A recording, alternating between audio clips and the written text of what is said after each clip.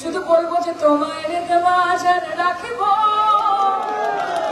ছেড়ে দেব না, ছেড়ে দিলে সোনার গুণ আর তো পাবো না, না না না, যেতে দেব না তোমায় হৃদ মাঝারে রাখিব, ছেড়ে দেব না তোমায় মুখ মাঝে রাখিব, ছেড়ে দেব না।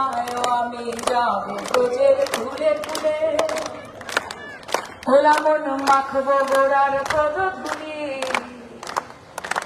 আমি ওই নয়নে নয়নে দিয়ে আর তো ফেরবো না, না না না, দিদিকে যেতে দেব না, তাই হৃদ মাঝারে রাখিব, ছেড়ে দেব না, তাই মুখ মাঝে রাখিব, যেতে দেব না। ধরে রাখবেন তো, খেলা হবে তো। এই বাংলা বিরোধী বিজেপি, তাদের এর আগে স্লোগান ছিল আবকি বার 200 পার, আবকি বার 200 পার, গুয়ারা হেরেছে, হারার পর এখন বলছে এবার আর আমরা নম্বর বলছি না,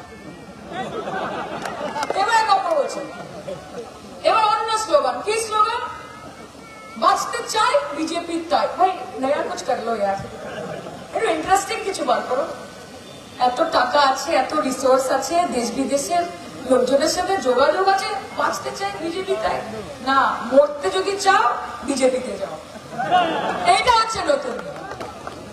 যদি মরতে চাও তবে বিজেপিতে যাও, এটাই হচ্ছে, এবং এটা বাংলার মানুষ বোঝে। কাজে লড়াই আমাদের চলবে। আমার বিশ্বাস যে এখানে এত বড় বড় পলিটিক্যাল ফিগাররা রয়েছেন, তারা প্রত্যেকে কৃষ্ণনগরকে, নদিয়াকে আটকে রেখেছেন।